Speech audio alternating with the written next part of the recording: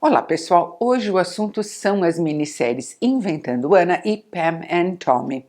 Elas estão juntas aqui no mesmo vídeo porque as duas tratam de episódios verídicos e bafônicos. Coisas que deram um maior assunto para tabloide, que renderam muita fofoca, muita conversa. E porque elas têm tratamentos muito diferentes. Inventando Anna é a minissérie que tem mais gente assistindo, até porque ela está na Netflix, que tem muito mais assinantes. Já Pam and Tommy, que está no Star Plus, é a série que mereceria ser muito mais vista, porque ela é muito melhor que Inventando Anna. Vamos lá, primeiro Inventando Anna. Em 2017 veio abaixo o castelo de cartas da Anna Delvey.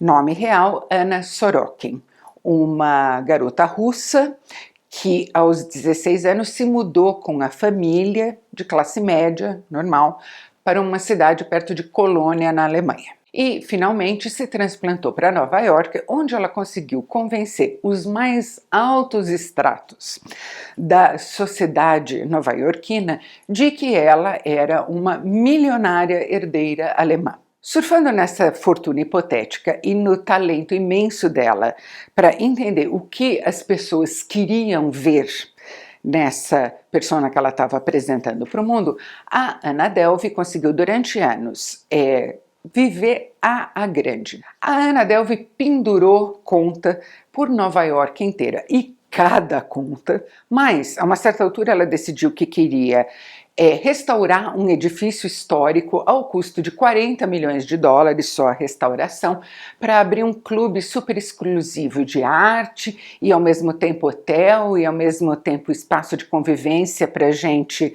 mais.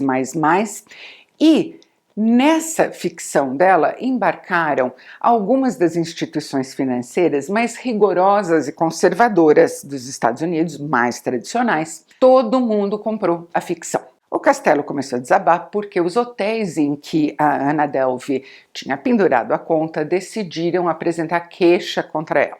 Aí, à medida que a promotoria ia fazendo a investigação dela, mais e mais coisas apareciam. E o tempo todo a Anna Delvey insistia que ela era quem ela dizia ser. Ela era mitômana, ela era esquizofrênica, ela era simplesmente uma golpista, ela era tudo isso ao mesmo tempo? Nunca saberemos. E principalmente não saberemos por intermédio de Inventando Anna.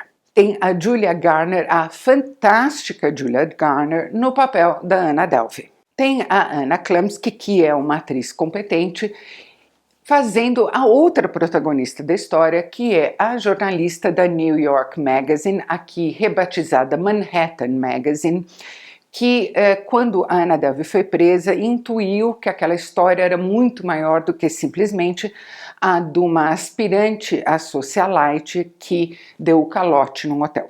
Tem outras pessoas excelentes no elenco.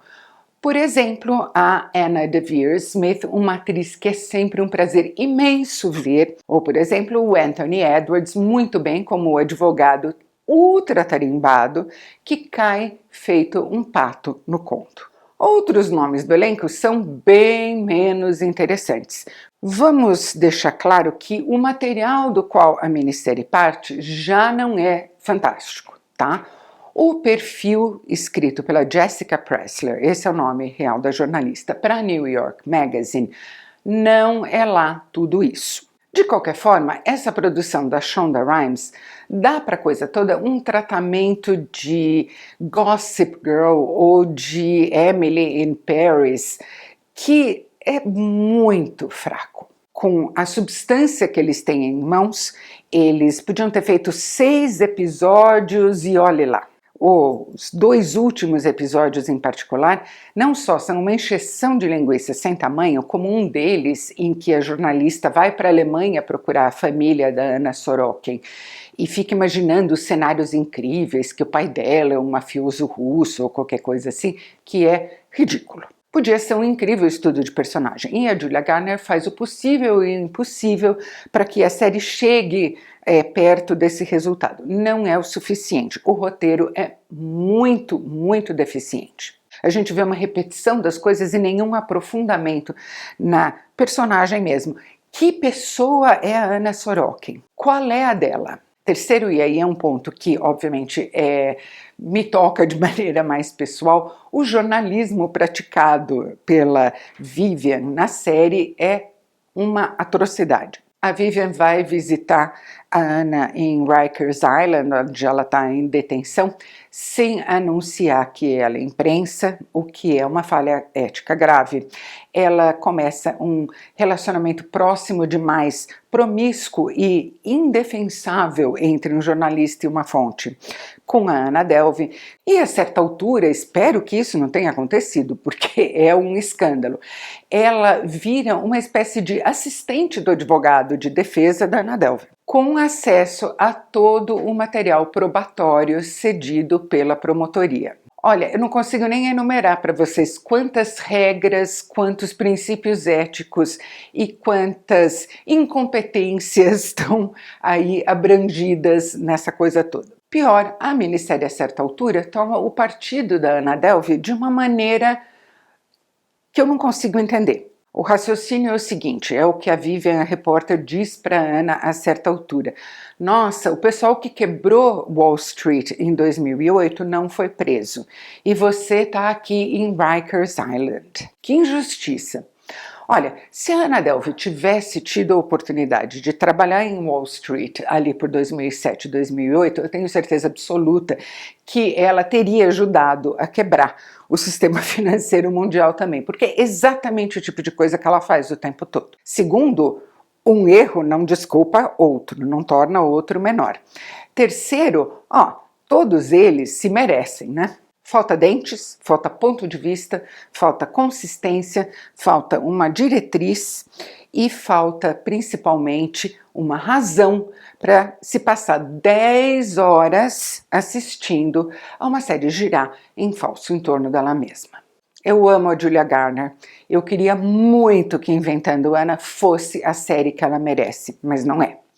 Por outro lado, Pam and Tommy, que está no Star Plus, é para mim exemplar de como abordar um caso como esses. O caso aqui é o roubo e a divulgação da sextape que a Pamela Anderson, estrela do Baywatch, e o Tommy Lee, baterista do Motley Crue, fizeram na lua de mel deles no começo de 1995.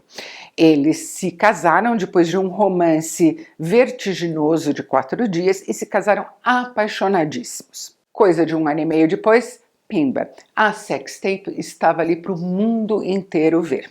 Tem uma série de coisas sendo investigadas ao mesmo tempo em Pam and Tommy. Primeiro, vamos começar bem do começo, a caracterização da Lily James como a Pamela Anderson e do Sebastian Stan como o Tommy Lee são magníficas.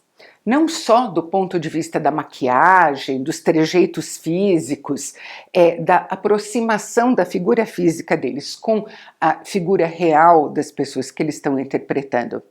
É magnífica principalmente do ponto de vista do quanto esses dois personagens são mostrados numa luz, como eles são expostos como pessoas, ao contrário de simplesmente aquilo que todo mundo sempre tomou eles por ser. A sex symbol e o cara completamente pirado. Não só eles têm uma química fantástica, a Lily James e o Sebastian Stan, o que, lógico, é o ponto imprescindível dessa história toda, porque você tem que acreditar realmente naquela paixão, naquele amor que apareceu do nada e à primeira vista, como o roteiro e a direção dão a eles a chance de mergulhar nessas duas pessoas, de trazer para a superfície delas coisas que a gente nunca imaginou. Curiosamente, a minissérie começa não mostrando a Pamela Anderson e o Tommy Lee, mas sim mostrando o Randy Gauthier, interpretado pelo Seth Rogen. O Randy é um carpinteiro que está trabalhando na reforma da Suite Master da mansão do Tommy Lee, porque ele quer transformá-la num ninho de amor digno da Pamela. O Tommy Lee sempre foi uma pessoa muito volátil mesmo, e no trato com os empreiteiros isso se manifesta em mudanças de planos a toda hora.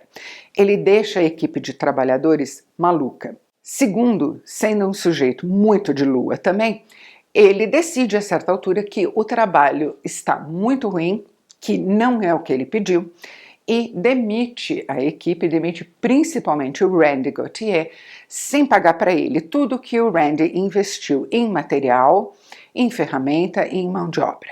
Dá um calote de 20 mil e tantos dólares numa pessoa para a qual essa é uma quantia muito importante. Tem um outro dado aí na personalidade do Randy. A gente vê desde o começo que ouvir a Pam e o Tommy transando enquanto ele trabalha deixa ele louco. Acentua a frustração dele, a sensação de fracasso dele de uma maneira um bocado nefasta. Essa é uma pessoa que está muito infeliz com a própria vida e que está projetando na felicidade dos outros ou na fortuna dos outros, na sorte dos outros, todas as inadequações que ele enxerga nele mesmo. Segundo, e muito importante, todo mundo sempre parte do princípio que essa sex tape estava de bobeira por ali e por isso que em 96 ela estourou na internet e, aliás, foi um fator decisivo para transformar a internet nessa grande engrenagem de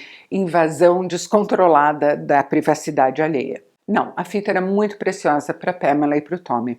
Era um momento muito especial de intimidade que, depois de assistir uma vez, eles trancaram num cofre na casa do Tommy. Ou seja, a extensão da invasão da intimidade dos dois é muito grande, muito maior do que aquilo que as pessoas julgam. E terceiro, e esse é um ponto fundamental também, é o fato deles serem pessoas célebres, dela ser conhecida como uma sex symbol principalmente, obviamente não autorizam ninguém a sentir que é dono da intimidade deles. Mas foi isso que aconteceu. A carreira da Pamela Anderson foi extinta com a sex tape. Pior, aquele idílio romântico que ela e o Tommy Lee estavam vivendo também naufragou. A tensão que aquilo criou entre eles, a infelicidade da Pamela de se ver tornada propriedade de todo mundo e qualquer um, foi tão grande que envenenou para sempre a coisa e virou um casamento bastante conturbado. O Tommy Lee chegou a ser preso por violência doméstica e eles se divorciaram em 1998. Parte do que torna Pam and Tommy tão interessante é que o showrunner, o Robert Siegel, e o Craig Gillespie, que dirige os 3 primeiros episódios e é o produtor executivo, é quem dá o tom para a direção, para a condução da série toda, quando os episódios passam para a mão de outras diretoras aí, é essa capacidade de costurar tudo isso em um tecido só, desde a infelicidade do Randy até a explosão da internet, passando pela transformação da indústria pornô, que foi a que distribuiu a fita, e daí a coisa saiu de controle totalmente, sobre um romance entre 2 pessoas, a maneira como o público se relaciona com o conceito de celebridade, e claro, o sexismo, o machismo, o chauvinismo vulgares e predatórios de que a Pamela foi alvo. O Randy Gauthier, que se julgava um teólogo amador, era uma pessoa que queria elevação espiritual, demorou muito tempo, mas muito tempo mesmo, para entender que a vingança dele contra o Tommy Lee estava fazendo de vítima justamente a pessoa que não tinha nada a ver com a briga, que era a Pamela. O Craig Gillespie dirigiu Eutônia e dirigiu Cruella.